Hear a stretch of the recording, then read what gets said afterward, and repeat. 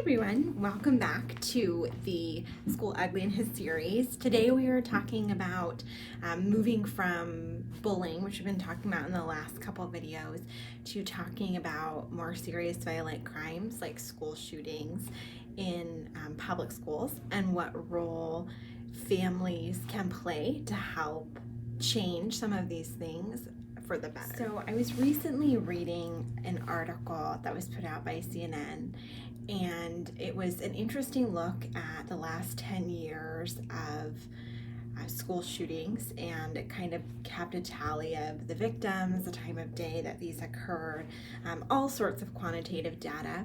And then there was also some information from, I think they primarily interviewed policemen and those in related fields and asked them kind of what they could gather from that sort of data. And one of the things that really struck me was the insight that law enforcement thinks that one primary reason why there may be an increase in this sort of behavior is due to a lack of coping skills that children and young adults have for handling different types of stress. They talk about how the isolation that accompanies a focus on technology, not being connected to real humans and having those relationships and being able to problem solve, and then having school shootings be so visible. Like, okay, well, this is a thing that I can do. This is an option for me when I'm dealing with stress. This is a way for me to cope. So that maladaptive coping strategies are a reason for this extreme violence, and I would extend that to less severe kinds of aggression and physical violence and acting out in schools that we see increasing. And these are all guesses, right? There isn't definitive data about why we're seeing these increases, just lots of opinions. But I do think that this opinion is one that really resonates as true for me as a school teacher, even though, I mean, in any situation, we don't want to oversimplify it. Obviously, there are a variety of factors involved. We know that we have a mental health crisis as a society in general, that families and individuals are struggling for a number of reasons. But this idea of not knowing how to handle big emotions and then seeing this as one way to do that is part of the problem. So one phenomenon I've noticed as I've worked with families is seeing a child, young or old, have an emotional reaction of some sort. Maybe it's big anger or big sadness, and I will watch the parent just watch the child and not really react, or react in a rather passive way, as if I'm not really sure what to do with this. I'm just kind of gonna let you have your moment.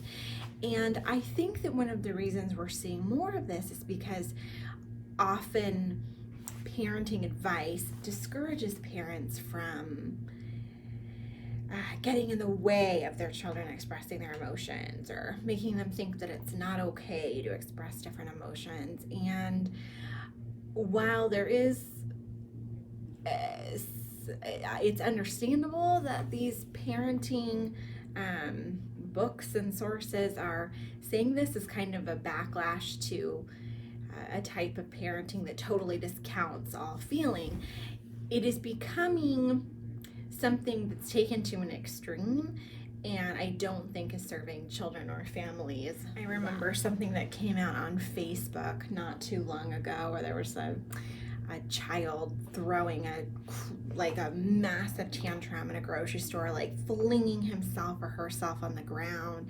screaming, yelling, and having the parent just stand there and look at them.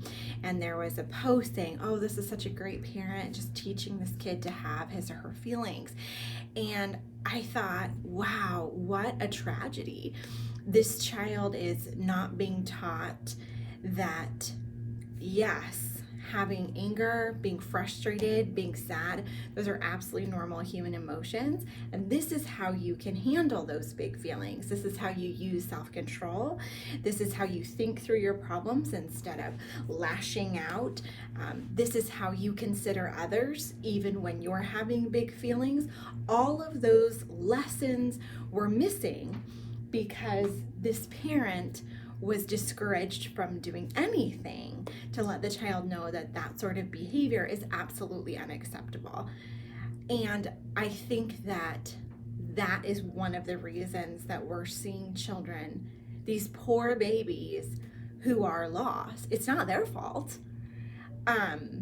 If you are not taught how to manage your emotions, what are you supposed to do with them? We're in a pattern or a climate of parenting right now where there's always a reason for why a child is acting a certain way. So I send a parent a message and, oh, he or she was probably just hungry, or he or she was probably just tired, or he or she probably was blah, blah, blah. And that's great that you recognize that, we get grumpy when we're hungry. We get grumpy when we're tired.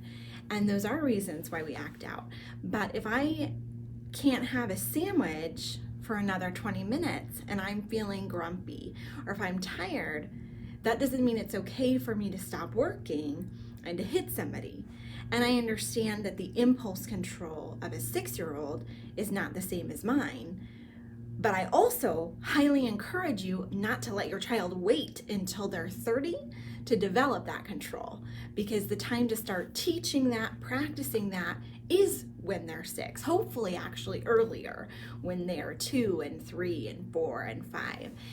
So as we think about these big problems, one way we might, in schools with violence, one way we might address that as a family, as families, is by helping our children not only recognize their feelings, but know what to do with them. Oh, you're feeling angry. Tell me about that. Okay. Is that a problem we can solve? If it's not, if it's just a feeling, what are some ways to express that? You want to go for a run? You want to play a sport? Let's play some catch. Do you want to, play the piano? Do you want to, take a moment, do some meditation, read a book? There are lots of healthy ways to express that anger and that sense of injustice instead of going and shooting innocent people. Because even though you've seen that on TV, let me teach you a healthier strategy for dealing with those big feelings. So again, I just want to emphasize that school shootings are not a simple problem.